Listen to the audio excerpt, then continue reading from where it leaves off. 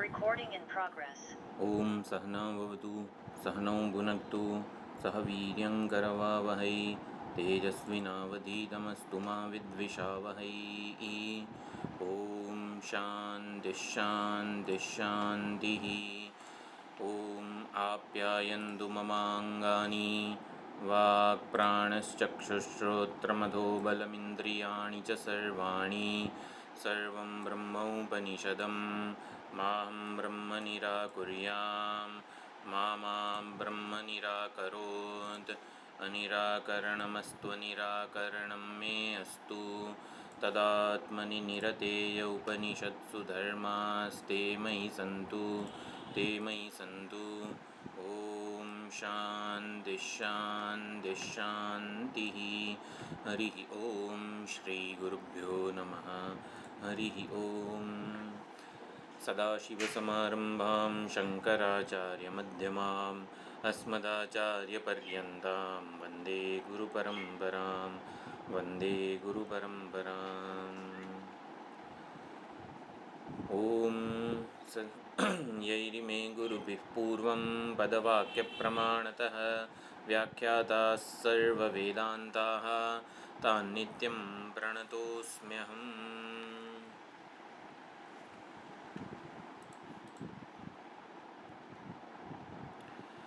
तदर्थात् परोक्षता च त्वमर्थात् परिच्छिन्नता योपाकरोत्तं देशिकेन्द्रं नित्यं हृदा प्रणतोऽस्म्यहम्।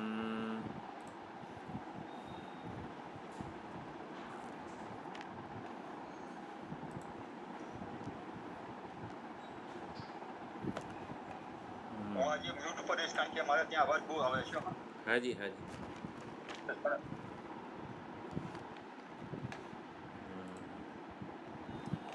જો આ પ્રમાણે નામ બધા બનાવ્યા છે,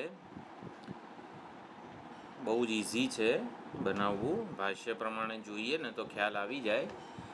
ઓમ નમો ભગવતે ઉદ્દાલકાય સદ્વિદ્યાચાર્યાય તદસી દેશિકાય સદ્ધર્માવતાર ચિકીર્ષવે સ્વપ્નાંત આચિખ્યાસવે આરુણયે. આટલું તો બરોબર છે.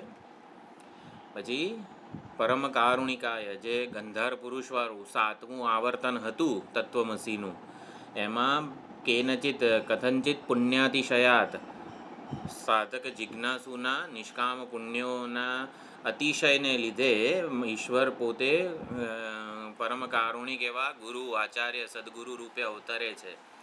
તો પરમ કારુણિકાય એ આપણે ઉદ્દાલકનું લક્ષણ છે. કારણ કે ઉદ્દાલક ઋષિ માત્ર ને માત્ર કરુણાથી પ્રેરાઈને તત્વમસીનો 9 વખત ઉપદેશ આપે છે. કોઈ 9 વખત એકની એક વાત સમજાવવી કેટલી કરુણા હોય તો જ એ સંભવ છે.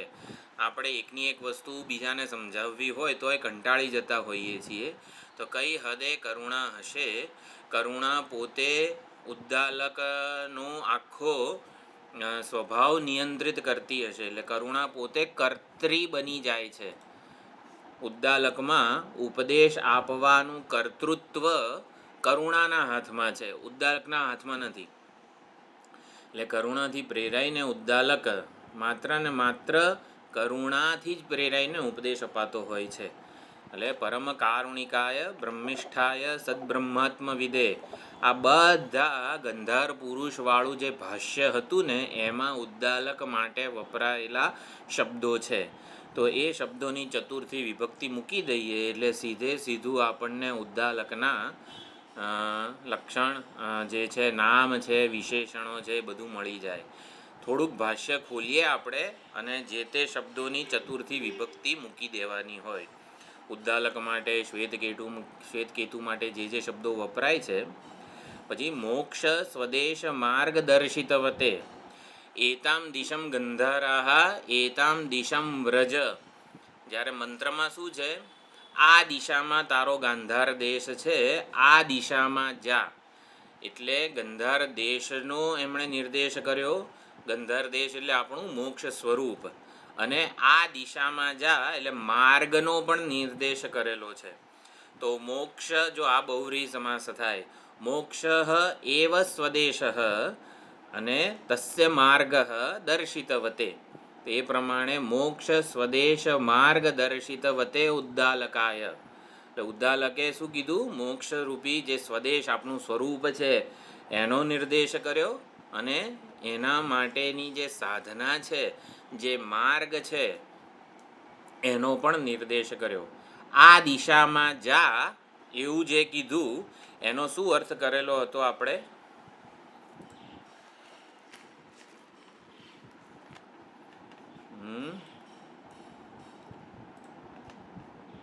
એતામ દિશમ ગંધારાહ. તો ગંધાર એટલે શું? આપણું મોક્ષ સ્વરૂપ, મોક્ષ સ્વદેશ, આપણું મૂળ સ્વભાવ એ છે. અને એતામ દિશમ વ્રજ, આ દિશામાં જા, એ દિશા નિર્દેશ શું હતો? માર્ગ બતાવે છે. હા, એટલે આપણા દાર્ષ્ટાંતમાં આપણા સ્વરૂપ, આ જે ગંધારનો અર્થ આપણે મોક્ષ કર્યો, એવી રીતે દિશા કે માર્ગનો શું અર્થ કરેલો? સ્વસ્થાને લઈ જવાનો. હે? પોતાના મૂળ સ્થાને પાછા. જે મૂળ સ્થાને પાછા લઈ જાય. નહીં, ડેસ્ટિનેશન મોક્ષ કીધું, આપણો મોક્ષ સ્વરૂપ સ્વભાવ, અને ડેસ્ટિનેશન સુધી પહોંચવાનો જે રસ્તો છે એ રસ્તાને શું કીધું તું? સાધના. કઈ સાધના? આત્મજ્ઞાનની. એવું નહીં, જે અંદર શું લખેલું હતું ભાષ્યકારે ને આપણે શું અર્થ સમજ્યા, એવું એમને એમ નહીં બોલવાનું. બધું જ લખેલું છે. જે નોટ આપું છું ને એમાં બધું જ લખેલું છે. હું એ જ કહું છું કે આ જેટલી વાર વાંચીશું ને ત્યારે પકડાશે, એમને એમ સીધે સીધું પકડાય એવું નથી. એટલે બહુ જ ધ્યાનથી મેં જે નોટ્સ લખીને મોકલું છું ટાઈપ થયેલી, એ બહુ ધ્યાનથી વાંચવાની છે. એકવાર આંખથી વાંચી જઈશું ને તો આપણને નહીં સમજાય એની વિવક્ષા. આ 14મા ખંડ છે, 14મા ખંડની નોટ મોકલેલી છે.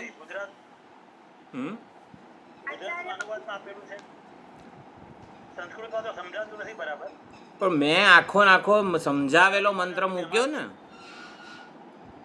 કેટલા? હા, બરોબર છે. એના માટે જે માર્ગ, જે દિશા નિર્દેશ કરેલો છે, આ દિશામાં જા, આડી અવળી દિશાએ ન જતો વગેરે છે. એટલે આપણે જે દરેક મંત્રની જે સમજૂતી હોય એ પણ ટાઈપ કરીને આપી જ દઉં છું, જેથી એના ઉપર વિચાર થઈ શકે. એટલે એ વિચાર થઈ શકે ને એટલે હું મૂકી દઉં છું પહેલાંથી. એટલે ખરેખર એ બહુ જ અગત્યનું છે. આમ એમને એમ વાંચી જઈશું ને તો આપણને ખબર નહીં પડે આનો ગૂઢાર્થ શું છે. જેટલી મહેનત એ નોટ લખવામાં મેં કરી છે ને એના કરતાં એટલીસ્ટ ડબલ તમારે વાંચવામાં કરવી પડે, તો એનો અર્થ સમજાય. કારણ કે મેં અર્થ સમજીને લખી હોય તો તમારે પણ અર્થ સમજીને વાંચવી પડે. છે ગુજરાતી ભાષા, આપણી વેદાંતના શબ્દો જ છે બધા, છતાં પણ એને અપનાવવી પડે. એટલું બધું એના ઉપર જેટલું ચિંતન મેં કર્યું હોય એક શબ્દ પાછળ, એટલું ચિંતન તમારે પણ કરવાનું છે. હું એટલા માટે બધું પહેલેથી લખેલું મોકલી આપું છું.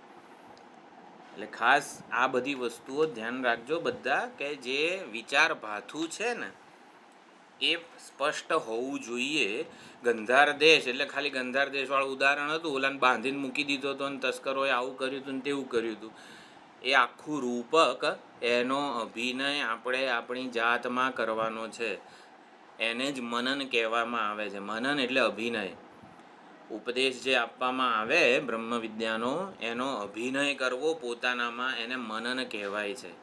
ઉપદેશને લાગુ પાડવો, ઉપદેશને પોતાનામાં ઘટાવવો, એને મનન કહેવાય છે. જે મોક્ષ જે છે એ ગંધાર દેશ છે, અને ગંધાર દેશ તરફ જવાની જે દિશા વગેરે છે, પંડિતો મેધાવી આચાર્યવાન પુરુષો વેદ, દિશા નિર્દેશ છે. પંડિત એટલે મીમાંસા કરે છે, શાસ્ત્રોની મીમાંસા. શાસ્ત્રને સારી રીતે વિવક્ષા સમજી શકે. વિવક્ષા સમજીને જે પંડિત અને તર્કસ જે કુશળ હોય ને મેધાવી. એટલે મીમાંસા કુશળ પંડિત છે. પંડિત એટલે ઉપદેશવાન, ભાષ્યકારે ઉપદેશવાન અર્થ કરેલો છે પંડિતનો. તો જેણે આવી રીતે શાસ્ત્ર આચાર્યનો સાંપ્રદાયિક ઉપદેશ ગ્રહણ કરેલો છે તે. અને મેધાવી એટલે જે એ ઉપદેશને ચકાસી જુએ છે. ચકાસી ક્યારે જોઈએ? આપણે એ યુક્તિપૂર્વક, તર્ક કે યુક્તિપૂર્વક એને ચકાસી શકીએ. શાસ્ત્ર જે કહે છે એને જ આચાર્ય સમજાવે છે અને એ જ પ્રમાણેનો ખરેખર મારો અનુભવ પણ છે. હા, લાગે છે કે ગંધાર દેશ આ દિશામાં મળી જશે મને, એવું ક્યારે થાય? એ પ્રમાણે એ માર્ગે ચાલેલો હોય તો ગંધાર દેશ આ મળી જશે એવું લાગે છે ખરું, દૂરથી કંઈક ઓલું ચિહ્ન દેખાય છે વગેરે વગેરે. ઓલો ચાલ્યો જ ના હોય માર્ગે તો. એટલે ઉપદેશને પોતાના જીવનમાં યુક્તિપૂર્વક ચકાસવો. હા, ખરેખર હું આનંદ સ્વરૂપ હોવો તો જોઈએ. શાસ્ત્રએ કીધું છે, આચાર્યએ કીધું છે, ભલે દુઃખ અપમાન વગેરે લાગતું હોય છતાં પણ એ ઔપાધિક પ્રતીત થાય છે, ભ્રાંતિને લીધે પ્રતીત થાય છે મારામાં. હકીકતમાં મારો સ્વભાવ નથી. કેમ? કારણ કે વ્યભિચારી છે, આગંતુક છે, શરીર સાથેનું અભિમાન હોય તો જ હોય છે, સુષુપ્તિમાં કશું હોતું નથી. આ બધું મનને કહેવાય. એટલે ઉપદેશને પોતાનામાં ચકાસી જુએ ને એને મેધાવી કીધો છે. વિષયોમાં સુખ નથી વગેરે જે કંઈ પણ શાસ્ત્રનો ઉપદેશ છે એ ઉપદેશને ચકાસી જુએ એને મેધાવી કહેવાય. એટલે ચકાસી જુઓ એટલે પોતાનામાં ઘટાવી જુઓ. ખરેખર મળે છે ખરું વિષયમાં સુખ? એકેવાર મળ્યું છે, જ્યારે પણ મળે ત્યારે એ અનુભવને પડકારે, માન્યતાઓને પડકારે, અનુભવને સમજવાનો પ્રયત્ન કરે. એને મેધાવી કીધું. આચાર્યવાન પુરુષો વેદ, આચાર્યવાન આચાર્યવત. તો આપણે ઓલું જે વાક્ય છે જોતા હતા.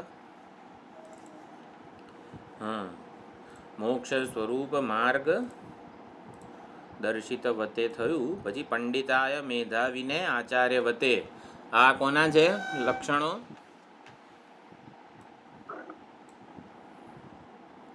ઉદ્દાલકના. આ કોના છે લક્ષણો? શ્વેતકેતુના કે ઉદ્દાલકના? નહીં, શ્વેતકેતુના છે. પંડિતાય મેધાવીને આચાર્ય વતે. આચાર્યવાન કોણ છે? શ્વેતકેતુ છે. પંડિત મેધાવી જે છે, સાધક શ્રોતા જે આવી રીતે મોક્ષ ગંધાર દેશ જવાવાળો છે, આ માર્ગ વગેરે. એટલે મોક્ષ સ્વદેશ માર્ગદર્શિત વતે ત્યાં સુધી ઉદ્દાલકના છે લક્ષણો. અને પંડિતાય મેધાવીને આચાર્ય વતે ત્યાંથી શ્વેતકેતુના છે. મુક્ત અવિદ્યા અભિનહનાય. આ બધા જ શબ્દો ભાષ્યના છે. ભાષ્યમાંથી જે શબ્દો ઉદ્દાલક માટે વપરાયા હોય એની ચતુર્થી અહીંયા મેં મૂકી છે. ભાષ્યમાંથી જે શબ્દો શ્વેતકેતુ માટે વપરાયા છે એની અહીંયા ચતુર્થી મૂકી છે મેં. આવી જ રીતે તમે પણ ભાષ્યને ફોલો કરો, જુઓ તો તમને પણ બધા 108 નામ આપણે શોધવાના છે. આમાં કેટલા થયા? 108 નામની માળા કરવાની છે ઉદ્દાલક ને શ્વેતકેતુની ભેગી.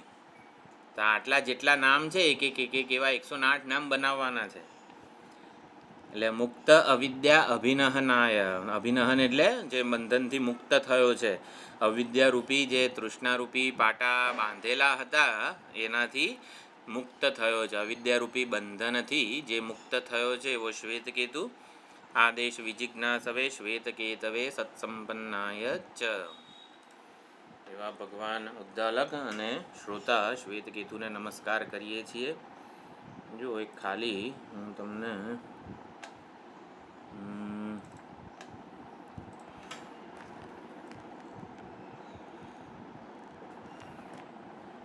આ છે ને, જુઓ. એવમ કારુણિકેન બંધનાત મોક્ષિત ગ્રામાત ગ્રામાંતરમ પૃચ્છન પંડિતો ઉપદેશવાન. તો પંડિત જે છે તો પંડિતાય કર્યું. ઉપદેશવાન. ઉપદેશવાનની ચતુર્થી શું થાય?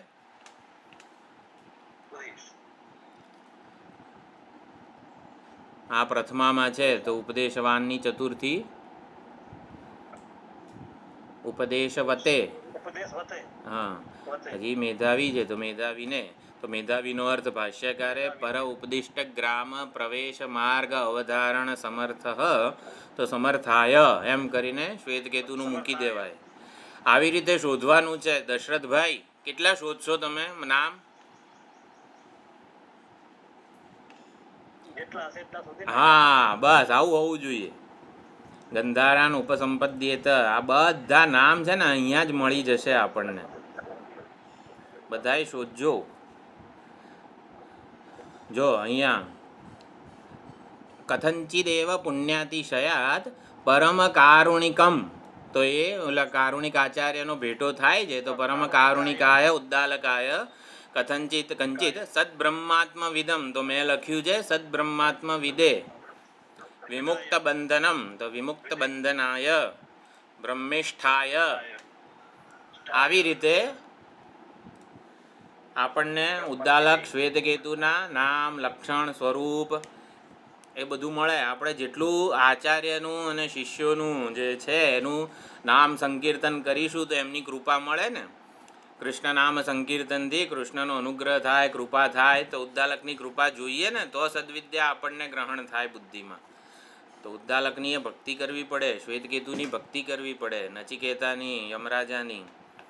તો આ પ્રમાણે થોડીક એક્સરસાઇઝ, બૌદ્ધિક એક્સરસાઇઝ પણ આપણે રોજ જીવનમાં કરવી જોઈએ. આ તો સંસ્કૃત બધું ભણો છો તમે બધા, એટલા માટે હું તો આટલો ભાર આપું છું. સંસ્કૃત ક્લાસ ના ચાલતો તો આટલું માથું તમારું ના ખાતું.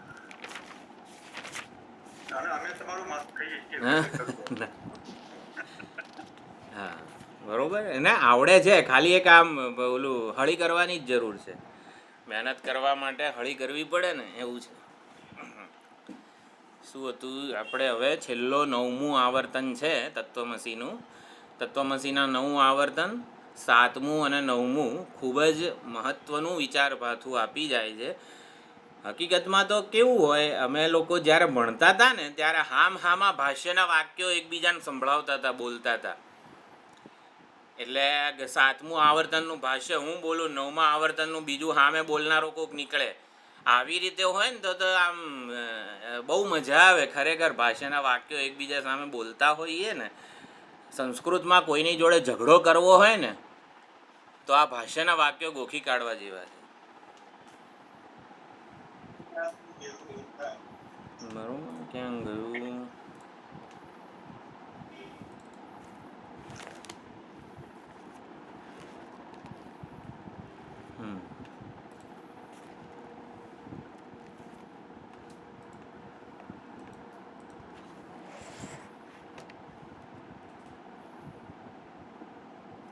હા, એટલે આપણે હવે 16મો ખંડમાં પ્રવેશ કરવાનો છે. 16મો ખંડ સૌથી છેલ્લો છે અને 9મી વખતનું આવર્તન એમાં છે.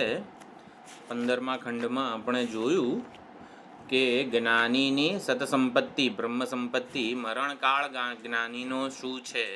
તો મરણકાળ જ્ઞાની અને અજ્ઞાની બંને સમાન જ છે. જ્ઞાની પાછો આવતો નથી, પુનર્જન્મ નથી. કેમ? કારણ કે એ આવી રીતે સત્યાભિસંધિ અને અનૃતાભિસંધિ જાણીને સતબ્રહ્મ, જેને હું સંપન્ન થવા જઈ રહ્યો છું ને એ સત હું જ છું એવું જ્ઞાન છે.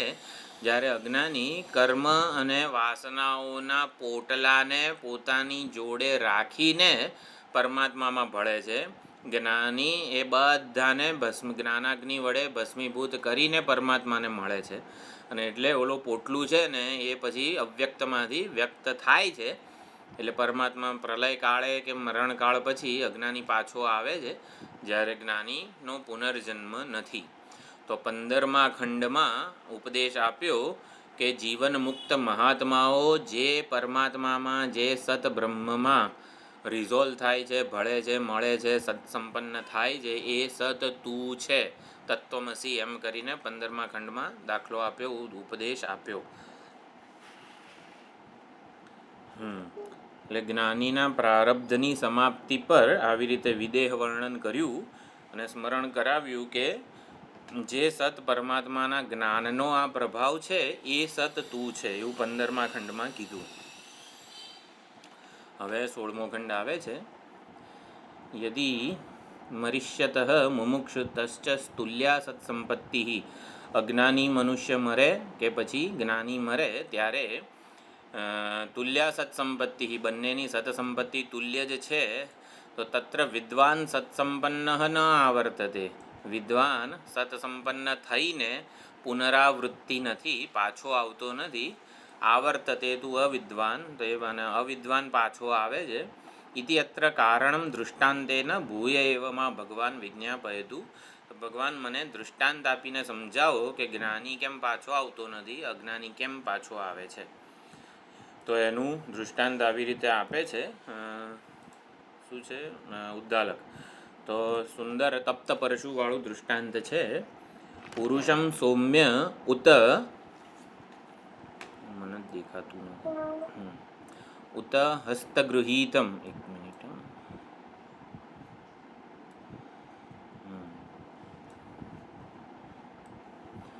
પુરુષમ સૌમ્ય ઉત હસ્તગૃહીતમ આનયંતુ અપહાર્ષિત સ્તેયમકાર્ષિત પરશુમ અસ્મૈ તપત ઇતિ સ યદિ તસ્ય કર્તા ભવતિ તત એવ અનૃતમ આત્માનમ કુરુતે. એટલે 2-3 આવી રીતે રાજ દરબારમાં ચોરી થાય છે, તો 2-3 શંકાસ્પદ જેટલા એ માણસો હોય એ લોકોને ઊભા રાખવામાં આવે છે. રાજ સૈનિકો બધાને પકડે છે અને એમાંથી કહે છે કે હસ્તગૃહિત અપહાર્ષિત સ્તેયમ અકાર્ષિત, આ બધામાંથી કોઈકે આવી રીતે ધનનું અપહરણ કરેલું છે. સ્તેયમ એટલે ચોરી કરી છે, માટે આને પરશુમ અસ્મૈ તપત ઇતિ, આને દાઝેલું એટલે તપાયેલું, અગ્નિમાં તપાયેલું પરશુ ગ્રહણ કરાવવામાં આવે. અથ યદિ તસ્ય કર્તા ભવતી, જો એણે ચોરી કરી હશે તો તત એવમ અનૃતમ આત્માનમ કુરુતે. અને 5 આમ જણા આમ તો કહે છે કે ના મેં ચોરી નથી કરી, અને જો એણે ચોરી કરી હશે અને નહીં અને મેં નથી કરી એવું જુઠ્ઠું બોલતો હશે તો અનૃતમ આત્માનમ કુરુતે સહ અનૃત અભિસંધ, તો એ ખોટું બોલી રહ્યો છે. અનૃતની અભિસંધિ પૂર્વક એ બોલી રહ્યો છે. અભિસંધિ એટલે કરંટ, એને શું કહેવાય? Under current. એની અનૃત એટલે કે જુઠ્ઠાણાનો અંડર કરંટ એના મનબુદ્ધિમાં છે. તો અનૃત અભિસંધ એટલે અનૃતનો જુઠ્ઠું બોલી રહ્યો છે. અનૃતેના આત્માનમ અંતર્ધાય, એણે અનૃત વડે પોતાને ઢાંક્યો છે. અનૃત પોતાની આજુબાજુ વીંટી દીધું છે. અનૃત એટલે જુઠ્ઠાણું. તો અનૃત એના આત્માનમ અંતર્ધાય, અનૃત વડે પોતે ઢંકાયેલો છે. એટલે અનૃત બોલે છે એટલે બોલવા દ્વારા જાણે કે અનૃત પાછળ પોતે ઢંકાયેલો છે. પરશુમ તપ્તમ પ્રતિગૃહ્ણાતિ, તપ્ત પરશુ જો એ ગ્રહણ કરે, સ દહ્યતે અથ હન્યતે, તો એ દાઝે છે. અને હન્યતે એટલે હન ધાતુનો 2 અર્થ છે. એક તો મારી નાખવું, અને પછી એટલું બધું મારવું કે હાડકા ખોખરા ભેગા થઈ જાય. એટલે હન ધાતુનો અહીંયા બીજો અર્થ લેવાનો છે કે એને સજા થાય છે, ઘણી બધી સજા થાય છે. તો અહીંયા જુઓ ભાષ્ય છે. રાજપુરુષો સૈનિકો જે છે એ આવી રીતે એને લઈ આવે છે, બધા હસ્તમ હસ્તગૃહિતમ બધા લઈ આવે છે. અને પછી કહે છે ચોરી કરી છે, તો કે ના મેં નથી કરી એવું કહે છે. અને પછી સ્તેયમ અકાર્ષિ, તે તો ચોરી કરી છે, ધન આ બધું લૂંટાઈ ગયું છે ને, તો કે ના એટલે આપણે લાઈ ડિટેક્ટર ટેસ્ટ કરીએ. તો તપ્ત પરશુ જે છે દૃષ્ટાંત એ લાઈ ડિટેક્ટર ટેસ્ટ છે. અત્યારે જેમ ઓલું શું કહેવાય, લાઈ ડિટેક્ટર ટેસ્ટમાં આપણા જે મગજના અહીંયા 2-3 ઓલા પ્રોબ લગાવવામાં આવે, અને પછી જો જુઠ્ઠું બોલતા હોઈએ આપણે તો એ જે તરંગો છે ને એ તરંગો ઉપરથી લાઈ ડિટેક્ટર ટેસ્ટવાળા નક્કી કરે છે કે આ તરંગો આવા છે માટે આ જુઠ્ઠું બોલે છે. અને જે ગ્રાફ ઉપર જે આવે એ તરંગો જો કંઈક જુદી રીતના હોય તો સાચું બોલે છે. એ પ્રમાણે લાઈ ડિટેક્ટર ટેસ્ટમાં ખબર પડે. તો અહીંયા પહેલાંના જમાનામાં તપ્ત પરશુ દૃષ્ટાંત હતું. એટલે સ યદિ સૈન્યસ્ય કરતા ભવતી બહિશ્ચ અપન્નુતે, જો એણે ચોરી કરી હોય અને બહારથી અપન્નવ કરતો હોય, એટલે બહારથી ના પાડતો હોય, મેં નથી કરી ચોરી એવું કહેતો હોય, તો સહ એવમ ભૂત તત એવ અનૃતમ અન્યથા ભૂતમ સંતમ આત્માનમ કુરુતે, તો એ પોતે છે એવા કરતાં અન્યથા પોતાને બતાવે છે. પોતે ચોરી કરી છે છતાં મેં નથી કરીને એવું અન્યથા આત્માનમ કુરુતે, એ પોતાને અન્યથા કરી રહ્યો છે, અન્યથા બતાવી રહ્યો છે. સહ તથા અનૃત અભિસંધ, તો અનૃત અભિસંધ એટલે શું? અજ્ઞાનીને અનૃત અભિસંધ કીધો છે, પણ અત્યારે તો હજી દૃષ્ટાંત ચાલે છે. એટલે અનૃતની જુઠ્ઠાણાની અભિસંધિ છે એને અનૃતેના આત્માનમ અંતર્ધાય, એટલે અનૃત વડે પોતાને ઢાંકીને પોતાની આસપાસ અનૃત એટલે કે જુઠ્ઠાણાનું કવચ બનાવે છે. તો વ્યવહિતમ કૃત્વા, અનૃત અને પોતાનાની વચ્ચે એ આવી રીતે અનૃત રૂપી જુઠ્ઠાણાનું વ્યવધાન કરે છે. પોતાની અને તપ્ત પરશુ વચ્ચે એ અનૃતનું વ્યવધાન કરે છે. વ્યવધાન એટલે પ્રતિબંધ. એટલે તપ્ત પરશુ જે છે એને અને આ હાથની વચ્ચે એ અનૃતનું વ્યવધાન કરે છે. એટલે કે અનૃત વડે, અનૃત એ જુઠ્ઠાણું એ તપ્ત પરશુ અને પોતાનો હાથ એ બે વચ્ચે રહેલું છે. તો પરશુમ તપ્તન મોહાત પ્રતિગૃહ્ણાતિ, તો જ્યારે પકડે છે સદહ્યતે ત્યારે દાજી જાય છે. અથહન્યતે રાજપુરુષૈ, તો હવે રાજપુરુષો બધા એને જેલ ભેગો કરે છે, સજા કરે છે. સ્વકૃતેન અનૃત અભિસંધિ દોષેણ, અને એ પોતે કરેલા અનૃતની અભિસંધિ જુઠ્ઠાણા બોલવા રૂપી દોષથી એ હવે હન્યતે, હન્યતે એટલે એને બહુ મોટી સજા થાય છે. હવે મંત્ર છે બીજો, અથ યદિ તસ્ય અકર્તા ભવતી, હવે જો એ સ્તેયમ એટલે કે ચોરી ન કરી હોય, એમાંથી જે ચોર નથી, જે સાચો છે અને જે ચોર નથી, એ સત્યમ આત્માનમ કુરુતે, સત્યમ આત્માનમ કુરુતે એટલે સત્ય વડે પોતાને અંતર્ધાન કરે છે, પોતાની આસપાસ સત્યનું આવરણ કરે છે.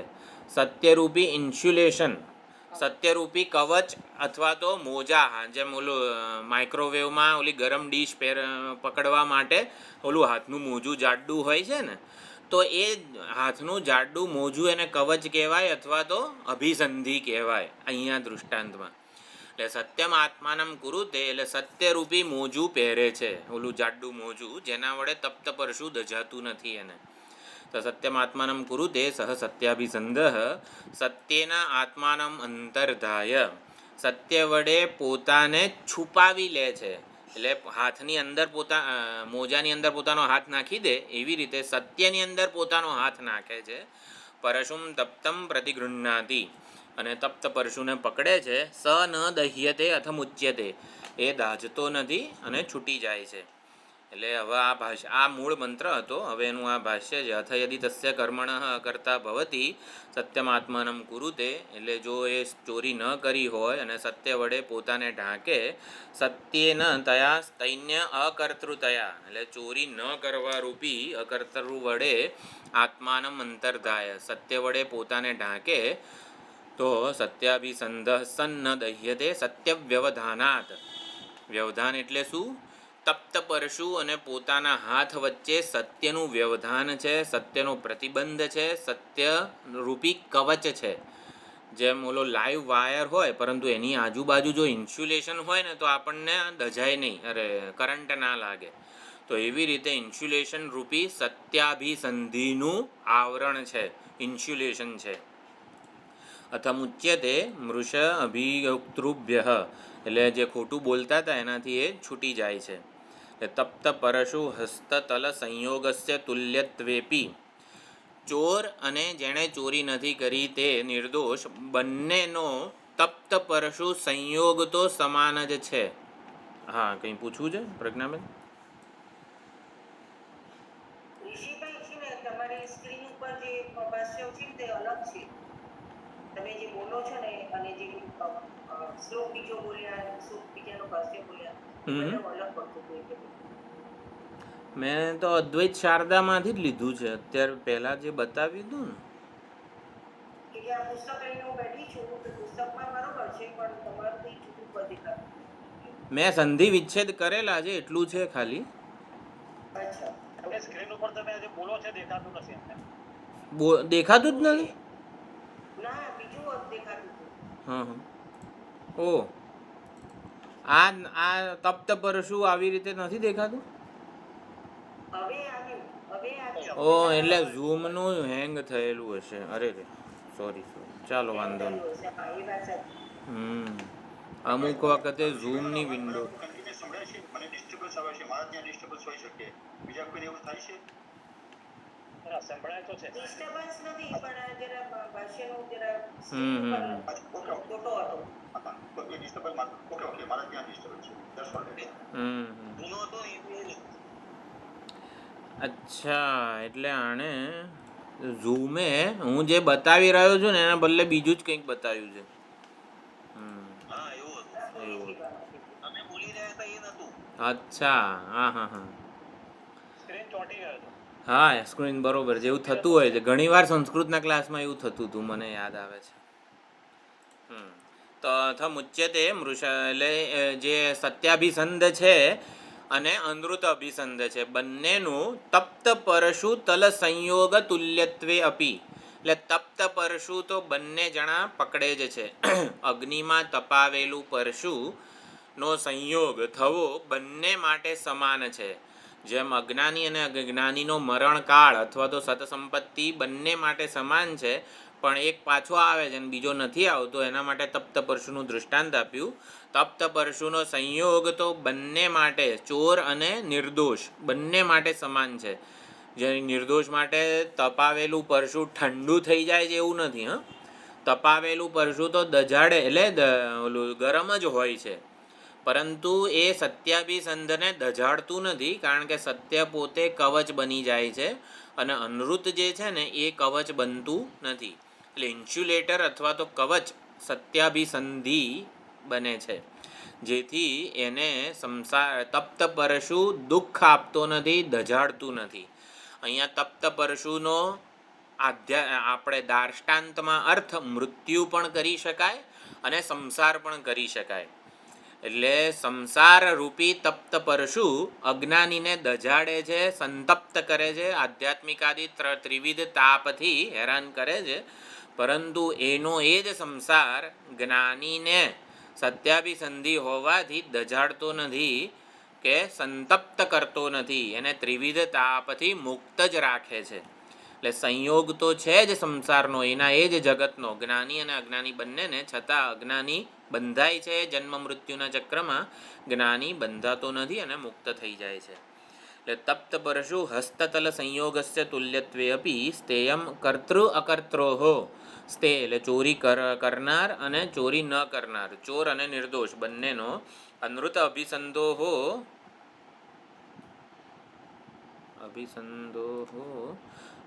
અનૃત અભિસંધ દહ્યતે નતુ સત્યાભિસંધ. તો સત્યાભિસંધિ સંધ એ ઓલો દાજતો નથી. સ યથા તત્ર ન અદાહ્યેત. તો જેવી રીતે સહ એટલે સત્યાભિસંધ, તો સત્યાભિસંધ એટલે જ્ઞાની જેમ દાજતો નથી. ઐતદાત્મ્યમિદમ સર્વમ તત્સત્યમ સ આત્મા. જેને લીધે સત્યાભિસંધ જ્ઞાની દાજતો નથી ને એ સત તું છે. એટલે સ યથા તત્ર ન અદાહ્યેત ઐતદાત્મ્યમિદમ સર્વમ. જે સતની અભિસંધિને લીધે જ્ઞાની દાજતો નથી એ સત તું છે, એવો શ્વેતકેતુને ઉપદેશ આપ્યો. 99 આવર્તનમાં તત શબ્દનો, તત્વમસીના તત શબ્દનો અર્થ જુદો છે. તો 9મા આવર્તનમાં શું અર્થ થયો? જે સતના અભિસંધાનને લીધે જ્ઞાની તપ્ત પરશુ તુલ્ય સંસારથી બદ્ધ નથી થતો, સંતપ્ત નથી થતો, એ સત તું છે. આ પ્રમાણે ઉદાહરણ છે. હવે આપણે થોડો વિચાર કરી લઈએ. સત્યાભિસંધિ અને અનૃત અભિસંધિ. અનૃત અભિસંધિ થવી એટલે શું અને સત્યાભિસંધિ થવી એટલે શું? તપ્ત પરશુરૂપી મૃત્યુ અથવા તો સંસાર બંને માટે સમાન છે, જ્ઞાની કે અજ્ઞાની. પરંતુ આ તપ્ત પરશુ એટલે પરશુને અભિમંત્રિત કરીને તપાવવામાં આવે છે. અગ્નિવિદ્યાના જાણકારો હતા એ વખતે વૈદિક કાળમાં, કે પરશુને તપાવે ને એ વખતે મંત્ર બોલે. એટલે અમુક અગ્નિ વિદ્યાના એવા મંત્રો હતા કે જે અગ્નિ વિદ્યા જે છે એ તો અભિમંત્રિત પરશુ તો હોય અને તપાવેલું પરશુ હોય. એટલે પરશુને તપાવવાનું અને અભિમંત્રિત કરવાનું એટલે એ સત્યાભિસંધિ હશે તો દજાડશે નહીં. જો અત્યારે કઈ રીતે આ બધી વસ્તુઓ લાગુ પડે, આપણે તો ગરમ વસ્તુ ભૂલથી અડી ગયા હોઈએ, ગમે તેટલા હાચા હોઈએ ને તોય દજાય જ, પરંતુ એ અભિમંત્રિત કરેલું હોય છે.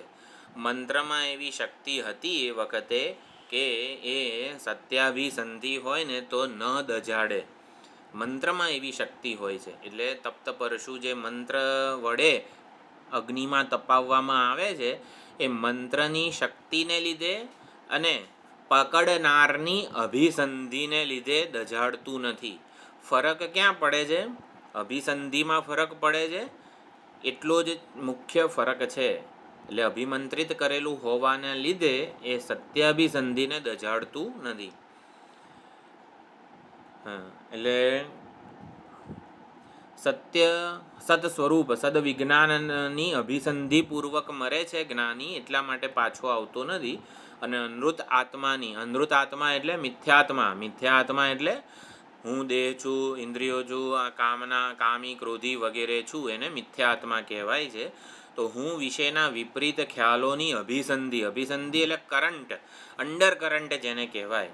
કોઈ પણ વસ્તુ, કર્મ કરવું, ફળ ભોગવું, ગમે તે મારો વ્યવહાર હોય એ વખતે અંડર કરંટ શું છે કે હું અધૂરો, અલ્પ, કામી વગેરે જીવ છું. અવિદ્યા, કામ અને કર્મરૂપી જે ગ્રંથિ છે એનાથી યુક્ત છું. મારે આટલી જરૂર છે, મારો આટલું આ વગેરે વગેરે જે આપણી હું વિશેનો વિપરીત ખ્યાલ છે, અજ્ઞાનજન્ય માન્યતા છે, એને અનૃત અભિસંધિ કીધી છે. અને સત્યાભિસંધિ એટલે શાસ્ત્ર જેવો મને વર્ણવે છે એવો હું છું. શાસ્ત્ર મને જેવો વર્ણવે છે એવો હું છું. શાસ્ત્ર મને ઉપાધિ અને ઉપાધિના ધર્મો, ઉપાધિના કર્મો, ઉપાધિની અવસ્થાઓ, વિશેષો, મર્યાદાઓથી નિત્યમુક્ત અસંગ બતાવે છે. માટે શાસ્ત્રએ જેવો કીધો ને એવો હું છું. શાસ્ત્ર હુંનું, ચૈતન્યનું, આત્માનું જેવું વર્ણન કરે છે એવો જ મારો આત્મ પ્રત્યય છે. એટલે મારા વિશેનો પ્રત્યય, ઓળખ કેવી છે? શાસ્ત્રને અનુરૂપ છે. આવું જે જાણે છે સત્યાભિસંધ છે. તો સત્યને લીધે જ્ઞાની બચી જાય છે, સત્યની અભિસંધિને લીધે. અભિસંધિનો અર્થ 3 અર્થ કરેલા છે. કયું છે? એક તો આગ્રહ છે,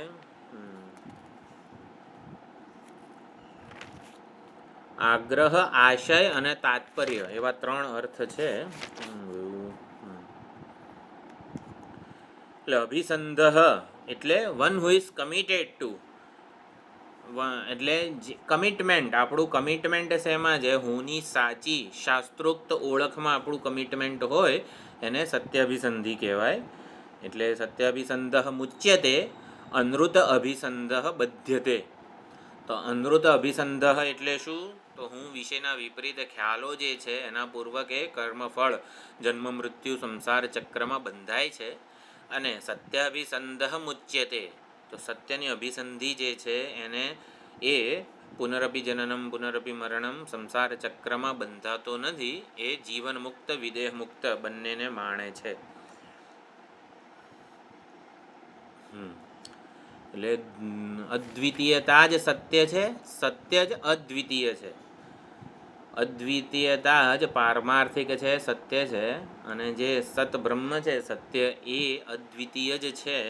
આવું જ્ઞાન હોવું, એ સત હું છું, અદ્વિતીય છું, એ સત્યાભિસંધિ કહેવાય. કોઈ પણ જાતનું દ્વૈત, જે કોઈ પણ વિચારણા એનું દ્વૈતનું અનુમોદન કરતી હોય એ સાચી નથી. એટલે જે કોઈ પણ ઉપાસના, કર્મ વગેરે વખતે આપણે કારક બુદ્ધિનો અધ્યારોપ કરવો પડે છે પોતાના ઉપર. એટલે જ માંડુક્ય કારિકામાં કીધું, ઉપાસના શ્રિતો ધર્મ જાતે બ્રહ્મણી વર્તતે, પ્રાગુત્પત્તે રજસર્વમ તેના સૌ કૃપણ સ્મૃત. એને કૃપણ કીધો છે.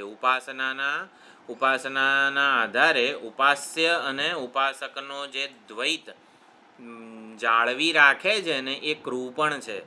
જાતે બ્રહ્મણી વર્તતે, જન્મેલા બ્રહ્મમાં જ એ રચ્યો પચ્યો રહે છે. જન્મેલું બ્રહ્મ એટલે શું? હિરણ્યગર્ભ અથવા તો અપર બ્રહ્મ, કે અપર બ્રહ્મ સોપાધિક બ્રહ્મમાં જ એ રહે છે.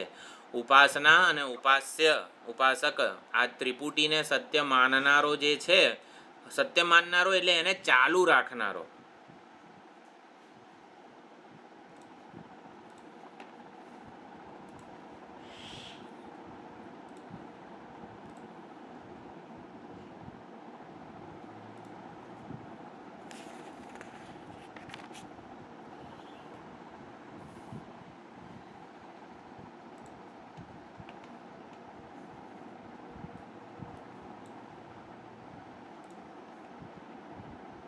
Recording in progress.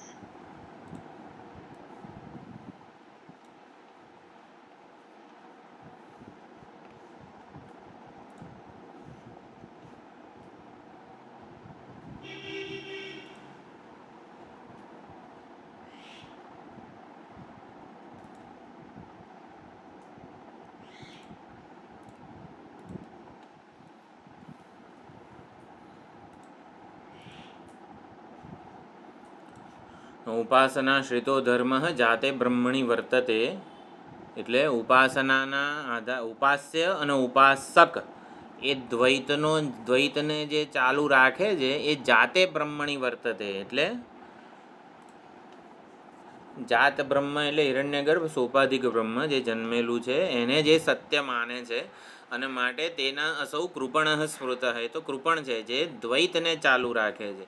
એટલે ભગવાન અને ભક્તમાં જે પોતે આ ભગવાનને પણ અન્ય રાખે છે, ભગવાનને પોતાનાથી જુદો રાખે, પોતાનાથી બાકાત રાખે અને પોતાને ભગવાનથી અત્યંત અલ્પ દાસ સેવક વગેરે માને, તુચ્છ માને, એ જે છે ભક્ત અને ભગવાનનું જે દ્વૈત ટકાવી રાખે છે એ કૃપણ છે. કૃપણ છે એટલે અજ્ઞાની છે, હકીકતમાં એ જાણતો નથી, એ સોપાધિક બ્રહ્મમાં જ રહે છે. જાતે બ્રહ્મણી વર્તતે એટલે સત્યને ક્યારેય એ પામતો નથી. સત્ય શું છે? અદ્વિતીયતા સત્ય છે. અદ્વિતીય જે સત્ય છે અને સત્યનું સ્વરૂપ અદ્વિતીય છે. એટલે સત્યાભિસંધ મુચ્યતે, તો મુક્તિ ક્યારે મળે? બિનશરતી મુક્તિ, મોક્ષ, કૈવલ્ય વગેરે સત્યાભિસંધિથી મળે. એટલે તત્વમસી જે અદ્વિતીયતાનું પ્રતિપાદન કરે છે એ વાસ્તવિકતા છે. વાસ્તવિકતા છે એટલે અજ્ઞાન કાળે શ્રોતા પોતાને જેવો માને છે એવો એ હકીકતમાં નથી. અજ્ઞાન કાળે, શ્રવણ કાળે અને જ્ઞાન કાળે આત્મા જે ચૈતન્ય છે એ નિત્ય મુક્ત જ છે. જ્ઞાનથી એ મુક્ત થાય છે એવું નથી. એ જે આત્મતત્વ તો જેવું છે એવું ને એવું જ રહે છે, અજ્ઞાન કાળે, શ્રવણ કાળે કે જ્ઞાન કાળે. સત્ય અદ્વિતીય જ રહે છે. એટલે સત્યનું જે જ્ઞાન છે એ પ્રમાણથી થાય છે, પરંતુ સત્યનું સ્વરૂપ અદ્વિતીય જે છે એ તો એવું ને એવું જ રહે છે. આને સત્યાભિસંધિ કીધી છે. એટલે સત્યમેવ જયતે ન અનૃતમ, અનૃત આત્માનમ કુરુતે એટલે અનૃતેના આત્માનમ અંતર્ધાય, પોતાને અને હાથને અનૃતથી વીંટે છે. એટલે શું?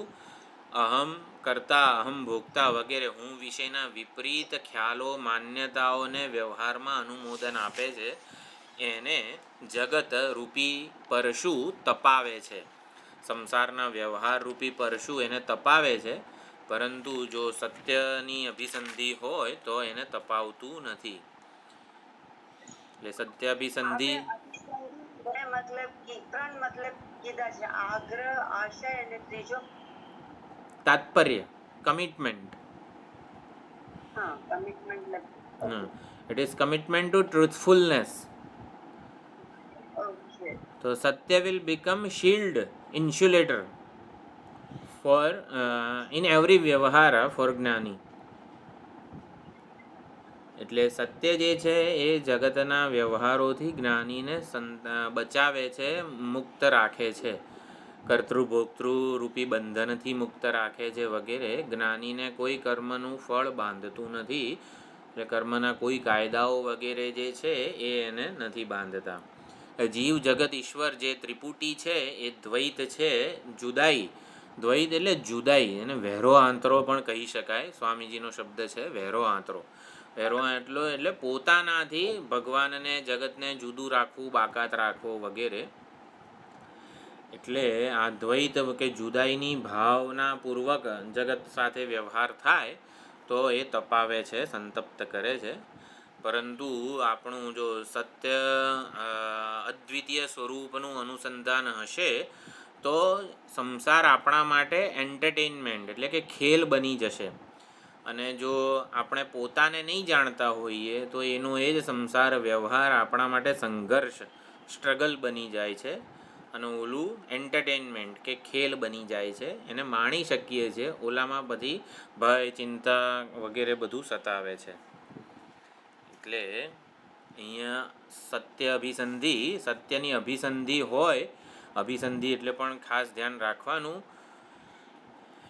જેમાં આપણું કમિટમેન્ટ છે. આ અભિસંધિ 6થા અધ્યાયમાં શ્વેતકેતુ ઉદ્દાલકવાળું જે છે ને, એમાં અભિસંધિનો જે અર્થ છે ને એનો એ જ અર્થ 7મા અધ્યાયમાં જે સનતકુમાર નારદજી છે ને એમાં શું છે, નાતિવાદી ભવતી, અતિવાદી ભવતી, અતિવદન કરે છે.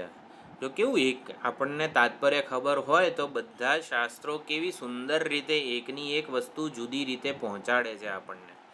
એટલે અભિમંત્રિત એટલે ફરક ક્યાં પડી જાય છે? શ્વેતકેતુની જિજ્ઞાસા શું હતી કે વાસ્તવિકતા કે વસ્તુ સ્થિતિ બદલાઈ કઈ રીતે જાય જાણવા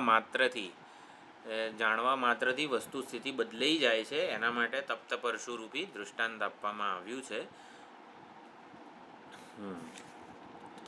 એટલે પુનઃ ઉદ્દાલક અહીંયા પાછો તત્વમસીનો ઉપદેશ આપે છે. એક બીજું હવે ભાષ્યનો જે ચર્ચા છે ને, એટલે મંત્રમાં આવ્યું તત્સત્યમ સાત્મા તત્વમસી શ્વેતકેતો ઇતિ. આટલું ઉદ્દાલકનું પૂરું થાય ને પછી જનરલી શ્વેતકેતુ બોલતો હોય છે કે ભૂય એવામાં ભગવાન વિજ્ઞાપયતું. ભગવાન મને ફરીથી થોડું સમજાવો, હજી ખબર નથી પડી. એના બદલે તદ્ધાસ્ય વિજજ્ઞૌ, એ શ્વેતકેતુ જાણી ગયો સતને, એટલે સત પરમાત્માને શ્વેતકેતુ જાણી લે છે. વિજજ્ઞૌ એટલે કે તદ્ધાસ્ય વિજજ્ઞૌ, તદ્ધાસ્ય વિજજ્ઞૌ એટલે તત હસ્ય સતઃ વિજજ્ઞૌ એટલે કે એ સતને જાણી લે છે. તો તત્વમસીના શ્રવણ માત્રથી શ્વેતકેતુ સતને જાણી લે છે, તતને જાણી લે છે. એટલે કે તત સ્વરૂપ પોતે જાણ્યા પહેલાં પણ હોવો જ જોઈએ. એ પ્રમાણે તત્વમસીના પ્રામાણ્યની થોડી ચર્ચા છે ભાષ્યમાં, કે તત્વમસી મહાવાક્ય અદ્વિતીયતાની, આત્માની અદ્વિતીયતાની અપરોક્ષ પ્રમા જન્માવે છે.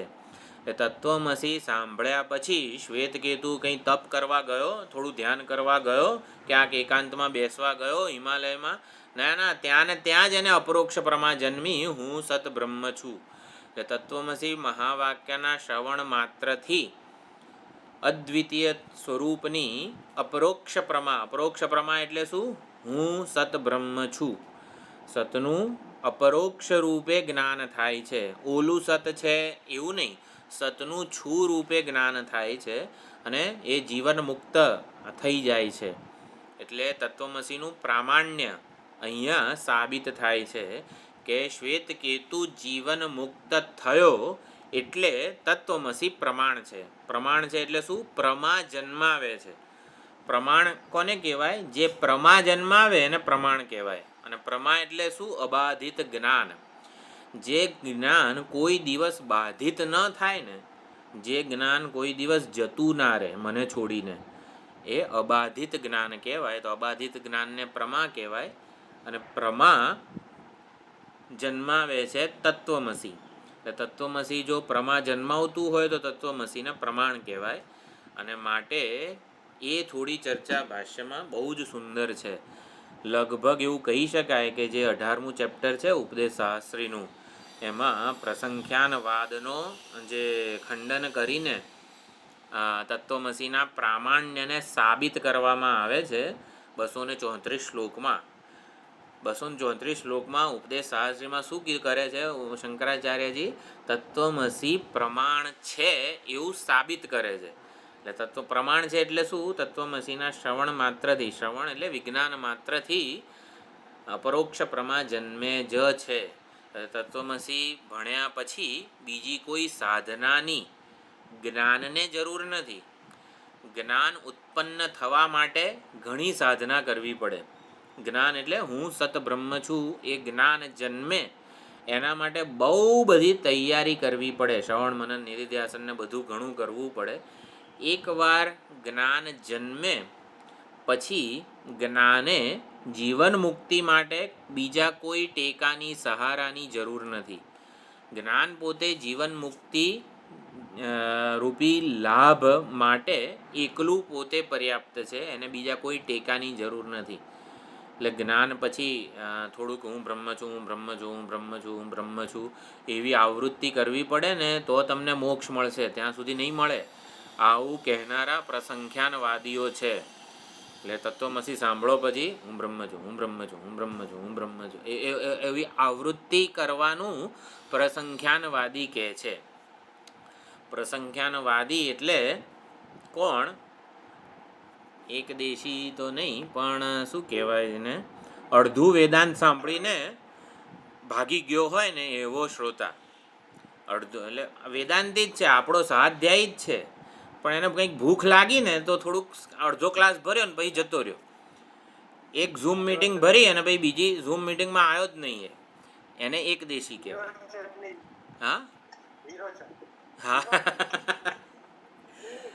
એટલે પૂરેપૂરું સાંભળ્યું નહીં. એણે થોડુંક સાંભળીને બાકીનું પોતાની રીતે ગોઠવ્યું. એટલે થોડું સાંભળ્યું, 50% સાંભળ્યું ને 50% પોતાની રીતે ગોઠવી નાખ્યું. હા આવું છે ને, એટલે આવું થતું હોવું જોઈએ એમ કરીને.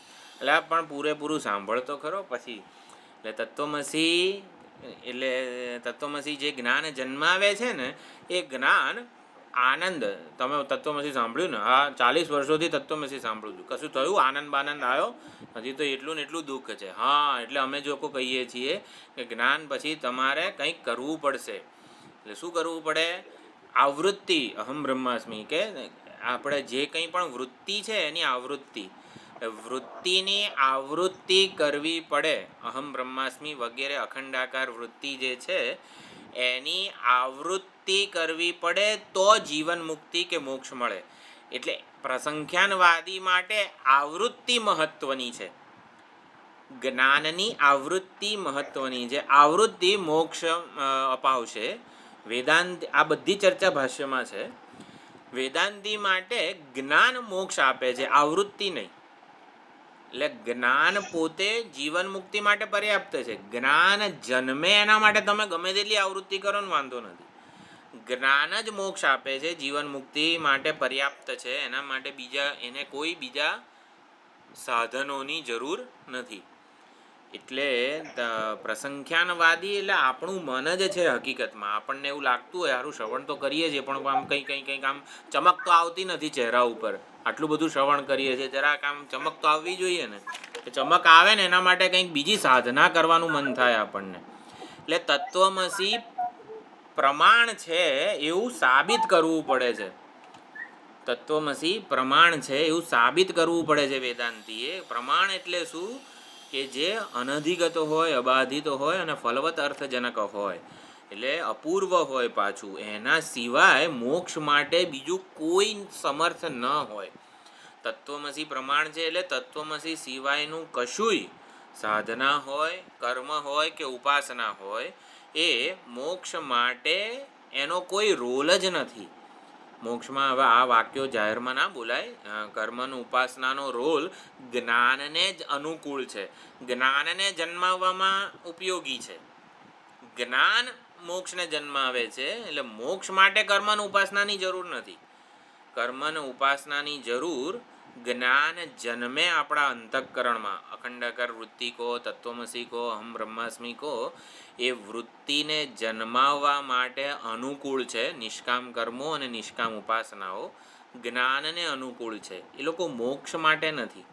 મોક્ષ માટે તો તત્વમસી એ જ એકમાત્ર અથવા તો પર્યાપ્ત અથવા તો સ્વતંત્ર પ્રમાણ છે. સ્વતંત્ર એટલે બીજા કશા ટેકા વગર પોતે જાતે એકલું જઈને કામ કરી આવે એને સ્વતંત્ર કહેવાય. તો મોક્ષ માટે તત્વમસી આવી રીતે સ્વતંત્ર પ્રમાણ છે, એકમાત્ર પ્રમાણ છે, પર્યાપ્ત પ્રમાણ છે. એટલે આ બધી ચર્ચા છે. હા, એક ખાલી અભિસંધિ વાળો અર્થ તો થઈ ગયો.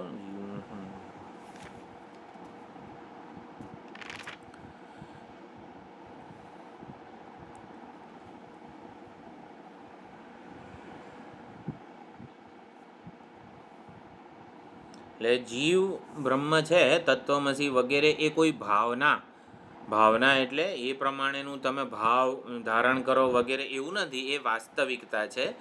ઓલું ભાવનાની આવૃત્તિ કરવાનું પ્રસંખ્યાનવાદી વગેરે કહે છે. હકીકતમાં વાસ્તવિકતાને ભાવનાની જરૂર નથી, ભાવનાની અપેક્ષા નથી. એટલે ભાવના કરવી એટલે એવી પ્રકારનો ભાવ ધારણ કરવો, હું બ્રહ્મ છું ને એવો ભાવ ધારણ કરવો. એટલે બ્રહ્મ છે એ વાસ્તવિકતા છે, વાસ્તવિકતાને ભાવનાની જરૂર નથી. જ્યાં જ્યાં ધ્યાન, ઉપાસના કે ભાવનાનું વિધાન થયેલું હોય શાસ્ત્ર દ્વારા, ત્યાં ઇતિ શબ્દ વાપરવામાં આવે છે. મનો બ્રહ્મેત્યુપાસિત, આદિત્યમ બ્રહ્મેત્યુપાસિત, આકાશમ બ્રહ્મ ઇતિ ઉપાસ્વ, ઇતિ શબ્દ હોય છે. પણ અહીંયા તત્વમસીમાં તત ત્વમ ઇતિ એમ કરીને ઇતિ શબ્દ ક્યાંય નથી તત્વમસીમાં. એટલે ઇતિ શબ્દ જ્યાં જ્યાં આવે ને ત્યાં ઉપાસના કહેવાય, પરંતુ તત્વમસીમાં ક્યાંય ઇતિ શબ્દ નથી, માટે એ ઉપાસના નથી. ત્વમ તદ્રૂપ ઇતિ ઉપાસિત એવી રીતનું કંઈ નથી કીધું. એ તત્વમસી યથાભૂત અર્થનું પ્રતિપાદક વાક્ય છે. તત્વમસી તે તું છે એ વાક્ય છે, સંપૂર્ણ વાક્ય છે. કેવું વાક્ય છે? યથાભૂત અર્થનું પ્રતિપાદક વાક્ય છે. યથાભૂત અર્થ એટલે જે જેવું છે એવું જ એને જણાવે છે, ઓળખાવે છે, આવિર્ભૂત કરે છે, પ્રગટ કરે છે. એટલે કરતું નથી, જે જેવું છે એને માત્ર ઓળખાવે છે. જીવ બ્રહ્મ છે, શ્રોતા સાક્ષી બ્રહ્મ છે એવું માત્ર જણાવે છે, ઓળખાવે છે. એટલે હે શ્વેતકેતુ, હે શ્રોતા, તારી સદ્રૂપતા, તારી નિર્વિકારતા નિરંકુશ છે. નિરંકુશ છે એટલે નિરવધિ છે. અંકુશ એટલે શરતી નથી. તારી સતરૂપતા, તારી જે અપરિચ્છિન્નતા, સત એટલે શું? અપરિચ્છિન્ન વસ્તુ. અપરિચ્છિન્નતા કો, સ્વતંત્રતા કો, મુક્તિ કો વગેરે નિરંકુશ છે, નિરવધિ છે. એ શરતી નથી, કોઈ નિમિત્તે નથી.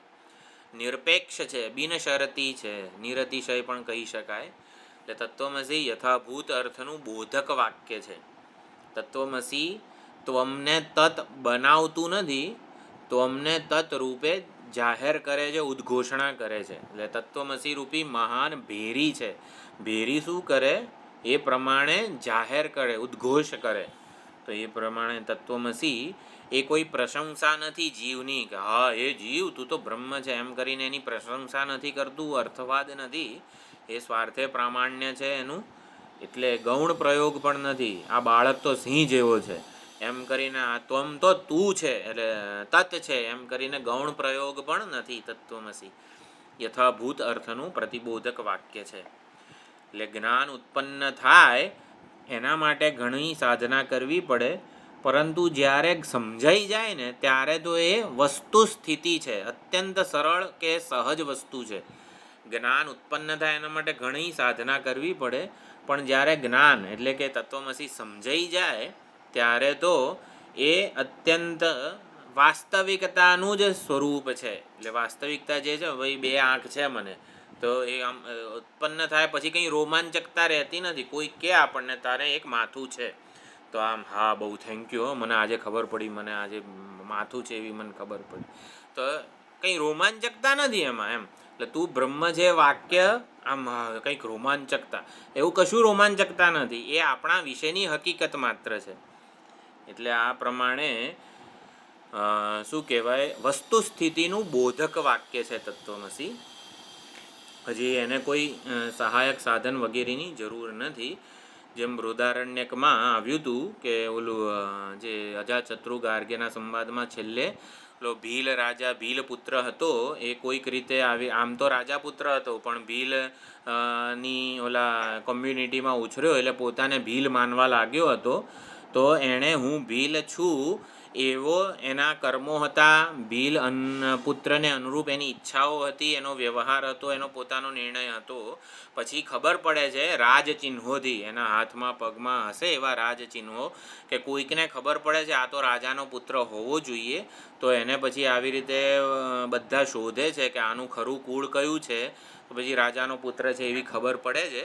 પછી એને બોધમાં, જો તું આ રાજાનો પુત્ર છે અને નાનપણમાં હતો ને ત્યારે આવી રીતે ખોવાઈ ગયો હતો ને અમે લોકોએ તને ઉછેર્યો, એટલે તું ભીલ પુત્ર નથી, નાસિત્વમ સંસારી, તું સંસારી નથી, તું તો રાજપુત્ર છું, રાજાનો પુત્ર છું, તત્વમસી એવો એનો ઉપદેશ આપવામાં આવે. તો ક્ષણવારમાં જો તત્વમસી કેવી રીતે કામ કરે છે ને આ દ્રષ્ટાંતપૂર્વક સમજી જવાનું છે. ભીલ પુત્ર જે છે સપોઝ 15 વર્ષનો થયો ને, એટલે અત્યારે નાનો બાળક હતો ને ત્યારે કોઈક રીતે વિખૂટો પડી ગયો રાજ દરબારમાંથી અને ભીલ પ્રજાતિમાં ઉછર્યો.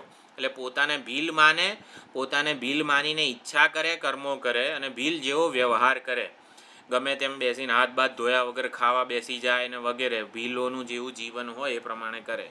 હવે એને એકવાર બોધ આપ્યો તત્વમસી કે તું રાજાનો પુત્ર છું, તું ભીલ પુત્ર નથી, એટલે તું તારા રાજ વૈભવને અનુસાર વર્તન કર, વ્યવહાર કર. જરા રાજાનો પુત્ર હોય તો રાજ ઠાઠ, એટલે રાજાના દરબારમાં પહોંચીએ ગયો, એ પોતાના સાચા માતા પિતાને મળ્યો અને પોતાને હવે એને ખબર પડી ગઈ કે હું ભીલ નથી, હું રાજા છું. પણ છતાં ઓલા 15 વર્ષ સુધી ભીલ જાતિના કર્મો, ઈચ્છાઓ, વ્યવહાર, વર્તન એનું ચાલુ હતું ને, એટલે એ જલ્દી જાય નહીં. એટલે એ હાથ ધોયા વગર બેસી જાય જમવાના, આમ તેમ બધું જે કંઈ પણ કરતો હોય ભીલ છોકરો. તો હવે શું કરવું પડે, એને યાદ કરવું પડે હું ભીલ નથી, હું રાજા છું, એવું કંઈ કરવું પડે નહીં. એટલે હું ભીલ છું એવી, હા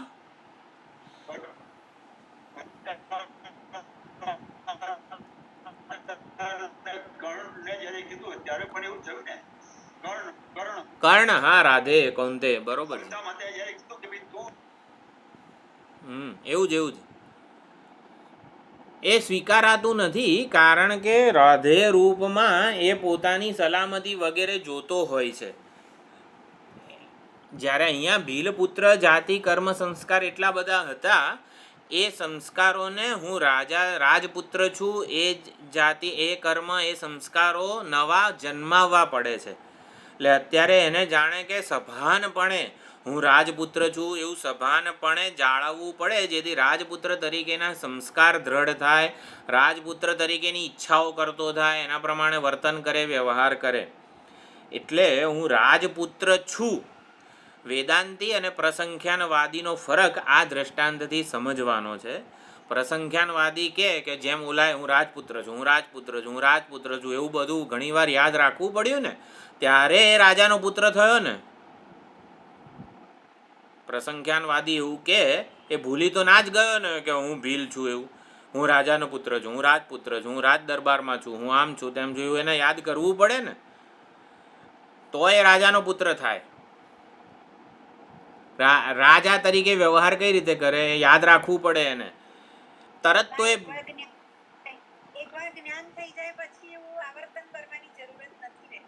ના, એટલે આવર્તન ઇન ધ સેન્સ કે એને યાદ રાખવું પડે છે કે હવે હું ભીલની જેમ છે ને મારાથી વર્તન નહીં થાય.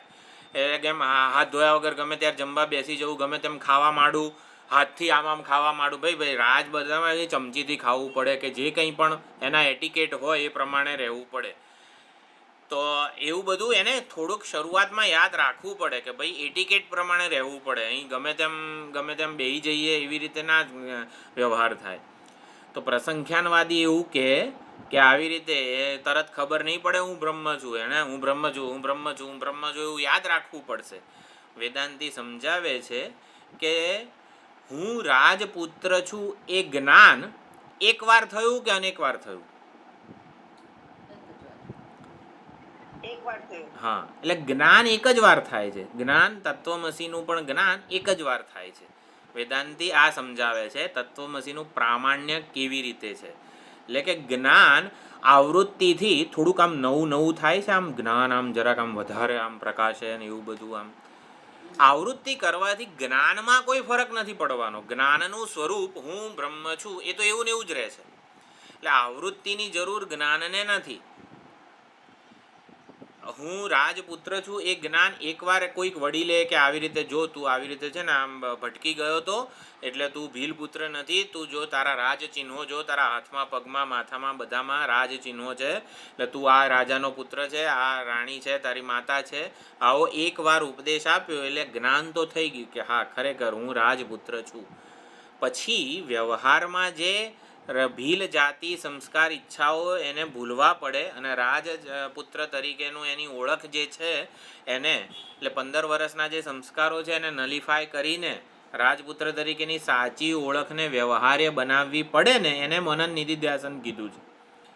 મનન અને નિધિધ્યાસનથી શ્રવણ કરેલું જ્ઞાન આમ નવું થાય છે, દ્રઢ થાય છે અને આવું બધું નથી. શ્રવણ કરેલા જ્ઞાન આડેના પ્રતિબંધો નિવૃત્ત થાય છે. એટલે મનન અને નિધિધ્યાસનથી જ્ઞાન નવીન થતું નથી. જ્ઞાન તો એનું એ જ રહે છે કે હું રાજપુત્ર છું, હું બ્રહ્મ છું. પણ મનન અને નિધિધ્યાસનથી શું થાય છે? જ્ઞાન આડેના પ્રતિબંધોની નિવૃત્તિ થાય છે. તો મનન અને નિધિધ્યાસન કે વૃત્તિની આવૃત્તિ વગેરે જે કંઈ પણ છે, વૃત્તિની આવૃત્તિમાં 2 અંશ રહેલા છે. પ્રસંખ્યાનવાદી જે આવર્તન કરવાનું કહે છે હું બ્રહ્મ છું, હું બ્રહ્મ છું, એટલે આવૃત્તિ અંશની વેદાંતને જરૂર નથી, એના અપ્રતિબંધ અંશની એટલે બ્રહ્મ અંશ જે છે ને એ જ્ઞાન અંશ જે છે એ જ જરૂરી છે, આવૃત્તિ અંશ નહીં. એટલે અખંડાકાર વૃત્તિ કે જ્ઞાન એક જ વાર થાય અને એની આડેના પ્રતિબંધોની નિવૃત્તિ મનન નિધિધ્યાસન યોગ સાધના અષ્ટાંગ યોગ વગેરેથી થાય. એ વેદાંત પણ અષ્ટાંગ યોગ, યમ નિયમ, આસન પ્રાણાયામ, ધારણા, ધ્યાન, સમાધિ વગેરેથી પ્રતિબંધોની નિવૃત્તિ માને છે. નિધિધ્યાસનથી વિપરીત ભાવનાની ક્યાં સુધી કરવાના? જ્ઞાનની આડેના પ્રતિબંધોની નિવૃત્તિ થાય ત્યાં સુધી. કેવી રીતે ખબર પડે? કઈ રીતે ખબર પડે? કેવી રીતે પડે? પ્રતિબંધો નિવૃત્ત થયા છે કે નહીં? આપણને જ્ઞાન અપરોક્ષતયા અનુભવાય. પોતાનામાં શાસ્ત્રોક્ત જ્ઞાન પોતાનામાં ઘટે કે હા શાસ્ત્રએ જેવો કીધો છે એવો જ ખરેખર હું છું. દ્રઢ વાસના એવી જન્મી જાય જ્ઞાનની. આપણો વ્યવહાર જે છે એ પોતે જ આ જ્ઞાનના સંસ્કારો પ્રમાણેનો હોય. જ્ઞાનને પૂરેપૂરું અભિવ્યક્ત થવા દે. ના ના, પોતાને જ પડે, બીજા કોઈને ના ખબર પડે. जब अमृत का अभाव हो, असत्य का अभाव हो, तब पता पड़ेगा कि मुझे ज्ञान हो गया है. હું વિષયનો વિપરીત ખ્યાલ જે છે, રાત્રે 3 વાગે ઉઠાડીને કોઈ પૂછે ને તો હું વિષયનો વિપરીત ખ્યાલ જે છે એ ન હોય. હું વિષયનો સાચો જે શાસ્ત્રોક્ત ખ્યાલ હોય, પ્રમાણ શું કહે છે, એટલે પ્રમાણ જે કહે ને એ પોતાનો નિશ્ચય થાય. એને પ્રત્યયત્રય સંગતિ કેનોપનિષદમાં કીધી છે. પ્રત્યયત્રય સંગતિ એટલે આગમ વાક્ય અન્ય દેવતદ વિદિતાદ અથવા અવિદિતાદ અધિ એ શાસ્ત્રનું વાક્ય છે. એ બ્રહ્મ તું છે એ સીધું આગમ વાક્યથી તત્વમસી કીધું. પછી આચાર્યએ આગમ વાક્યને જે રીતે સમજાવ્યું, શું છે, યસ્ય મતમ તસ્ય મતમ મતમ યસ્ય ન વેદ સહ વગેરે મંત્રથી આચાર્યનું વાક્ય છે. અને પછી બ્રહ્મચારી જગર્જ એમ કરીને બ્રહ્મચારીએ પોતે, એ શ્રોતાએ પોતે એનો એ જ અર્થ પોતાની રીતે વ્યક્ત કર્યો પોતાની ભાષામાં. એટલે શ્રોતાનો પણ પ્રત્યય આચાર્ય અને શાસ્ત્રના પ્રત્યયને અનુસરનારો હતો. એટલે એ વખતે ખબર પડે કે જ્ઞાન થઈ ગયું છે. એટલે જ્ઞાન થવું એ કોઈ ઘટના નથી. ઘટના અજ્ઞાન નિવૃત્તિ વગેરે જે છે, વિપરીત પ્રત્યય વગેરેની નિવૃત્તિ વગેરે. જ્ઞાન મેં કીધું ને, આપણને ખબર પડે મને એક માથું છે તો એમાં કશી રોમાંચકતા નથી. જ્ઞાનમાં રોમાંચકતા નથી. જ્ઞાન તો વાસ્તવિકતાનું ઉદ્ઘાટન છે. એટલે જ્ઞાન થાય ને ત્યારે આમ કંઈક, એટલે રોમાંચકતા નથી એમાં, પરંતુ એ અત્યંત સરળ વસ્તુ છે. એટલે હું બ્રહ્મ છું એ અત્યંત સરળ વસ્તુ છે. એટલે પ્રસંખ્યાનવાદી પુનરાવૃત્તિને, વૃત્તિની આવૃત્તિને મોક્ષપ્રદ માને છે, એનાથી મુક્તિ મળશે, ત્યાં સુધી બંધન ચાલુ રહેશે. જાણે કે પ્રસંખ્યાનવાદી એવું માને છે. વેદાંતી એવું સમજાવે છે કે પુનરાવૃત્તિ, વૃત્તિની આવૃત્તિ, આવૃત્તિ એટલે આવર્તન કરવું, હું બ્રહ્મ છું, હું બ્રહ્મ છું, હું બ્રહ્મ છું સતત, એ સંશયની નિવૃત્તિ કરે છે, અંતર્મુખતા લાવે છે, વિપરીત પ્રત્યયની નિવૃત્તિ કરે છે, બધું કરી આપે છે. મોક્ષ નથી છે. મોક્ષ તો જ્ઞાનથી જ થાય છે. એને અખંડાકાર વૃત્તિ જ્ઞાન વગેરે જે કીધું છે એનાથી જ્ઞાન થાય છે. એટલે પુનરાવૃત્તિથી નવું જ્ઞાન નથી થતું, વિશેષ જ્ઞાન નથી થતું, જ્ઞાનની દ્રઢતા નથી થતી, જ્ઞાનને અને પુનરાવૃત્તિને કંઈ નથી. એટલે સંશય નિવૃત્તિ કરે, વિપરીત ભાવનાની નિવૃત્તિ કરે, અંતર્મુખતા લાવે, આ બધું વૃત્તિની આવૃત્તિ કરે છે. જ્ઞાન અપ્રતિબદ્ધ થાય છે, એટલે કે પ્રતિબંધોની નિવૃત્તિ થાય છે. એટલે પુનરાવૃત્તિમાં જ્ઞાન અંશ જે છે ને એ વેદાંતનું ફળ છે, વેદાંતનું, આવૃત્તિનું ફળ નથી. હા, જ્ઞાન અપ્રતિબદ્ધ થાય છે એટલે શું મતલબ?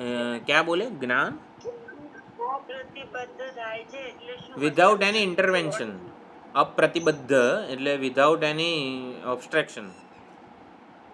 જ્ઞાન છે જ, પરંતુ અત્યારે વિપરીત પ્રત્યયોથી એ ઢંકાયેલું છે. અત્યારે કેવું, આપણો ક્લાસ ચાલતો હોય ત્યારે ભૂખ તરસ, હા, प्रतिबद्ध शब्द जो है ना वो पॉजिटिव सेंस में होता है, यहाँ पर हम नेगेटिव हाँ ये अप्रतिबद्ध जो है वो पॉजिटिव हो रहा है. हाँ बरोबर. ज्ञान बिना किसी इंटरवेंशन के यूजुअली प्रतिबद्ध पॉजिटिव माना जाता है, यहाँ पर अप्रतिबद्ध पॉजिटिव हो रहा है. अप्रतिबद्ध पॉजिटिव हो रहा है. यस, सही बात. એટલે પ્રસંખ્યાનવાદી એવું કહે કે મોક્ષ ઉપયોગી જ્ઞાનની આવૃત્તિ કરો તમે તો તમને મોક્ષ મળશે. વેદાંતી એવું કહે કે મોક્ષ ઉપયોગી જ્ઞાન એક જ વાર થાય, તત્વમસીથી જ્ઞાન એક જ વાર થાય, મોક્ષ ઉપયોગી જ્ઞાનની આવૃત્તિ નથી કરવાની. એટલે જ્ઞાન તત્વમસી પ્રમાણ છે, પ્રમાણથી જ્ઞાન થાય, પ્રમા જન્મે, એક જ વાર થાય.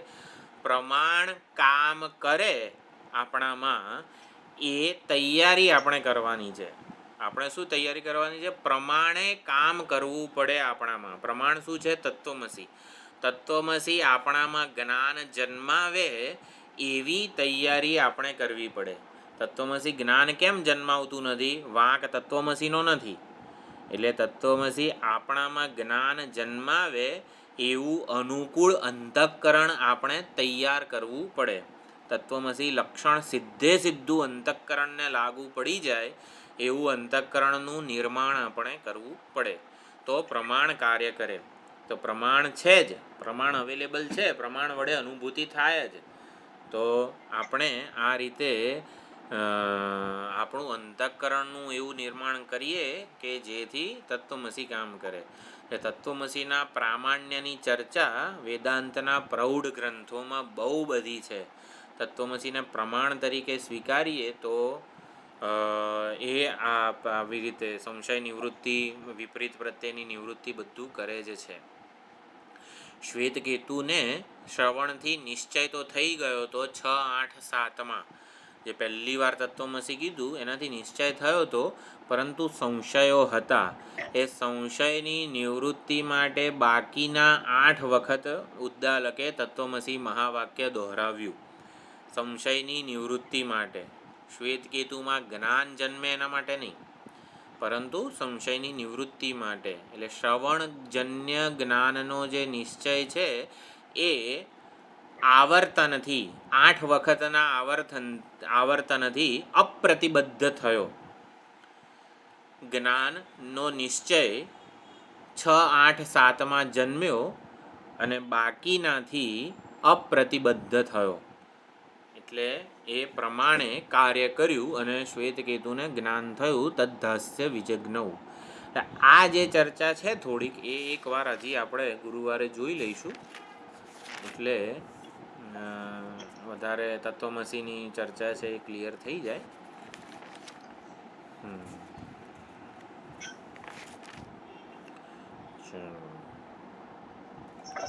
ઓમ પૂર્ણમદઃ પૂર્ણમિદં પૂર્ણાત પૂર્ણમુદચ્યતે પૂર્ણસ્ય પૂર્ણમાદાય પૂર્ણમેવાવશિષ્યતે.